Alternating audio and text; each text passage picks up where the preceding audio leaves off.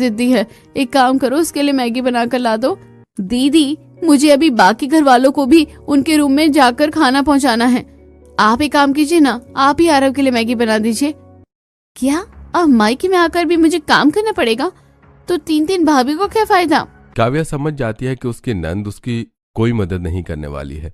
वो किचन में जाकर खुद ही आरव, विहान और नीलू के लिए मैगी बनाने लगती है। तभी अरे आज कोई मुझे खाना लाकर देगा या नहीं? घर में 3 बहुएं हैं और तीनों कामचोर हैं।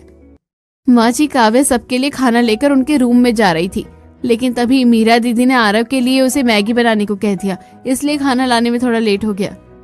तो मेरे नाती को जो खाना है उसे बना कर दो। तुम लोग थोड़ा जल्दी जल्दी काम क्या करो, बड़ी सुस्त हो तुम। पता नहीं मेरी सास कैसी है, इन्हें बहुओं के अलावा हर किसी की परेशानी दिखती है। इन्होंने तो हम बहुओं का जीना दुश्वार करके रखा है। इस घर में मैं अब काम कर करके थक चुकी हूँ, तंग आ चुकी हूँ। तीनों बहुएं किचन में होती हैं और अपनी सास की काफी बुराई करती हैं। पोता बहू अनन्या, जल्दी यहाँ आओ। क्या हुआ दादी जी? तुम्हारे ससुर जी बाजार से लहसुन, पत्ता, मिर्च खरीद कर लाए हैं। एक काम करो, जल्दी से जाकर इनका अचार लगा दो। घर में ऐसे ही सभी लोग तीनों बहुओं से काम करवाते हैं। एक दिन काव्या को उसकी माँ का फोन आता है। माँ, आपने कैसे घर में मेरी शादी कर दी है? मेरी सास तो बिल्कुल पागल है। इतनी ठंड में हम बहुओं से रोबोट की तरह काम करवाती है और मेरी ननद के तो नखरे ही खत्म नहीं होते हैं। काव्या बेटा, ससुराल में हर लड़की को काम करना पड़ता है। जल्दी तुम्हें इन सब चीजों की आदत हो जाएगी। तीनों बहुएं अब सारा दिन काम करके परेशान और चिड़चिड़ी रहने लगी थी। एक दिन सुबह सुबह, अनन्या जल्दी उठो और मेरे कपड़े प्रेस कर दो, मुझे मीटिंग में जाना है।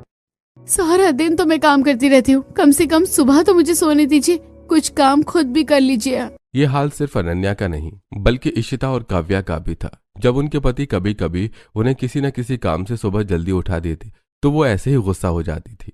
इन तीनों बहुओं की ठंड अब ससुराल में काम करते हुए ही निकलती है।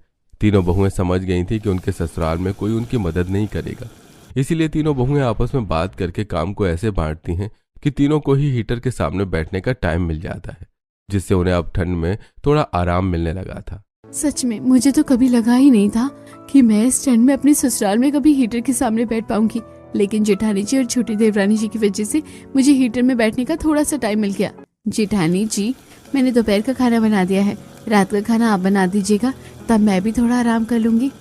ठीक है देवरानी जी, मैं सारा खाना बना दूंगी। वैसे भी आपने और इशिता ने सुबह चाय से लेकर झाड़ू पोछा सब कुछ किया है, तो अब आप आराम कीजिए, मैं सारा काम कर दूंगी। बहुओं को इस तरह काम बांटकर हीटर के सामने बैठे देखकर चतुर मोहिनी अक्सर उन्हें परेशान करती थी। इशिता, जल्दी कमरे में आना।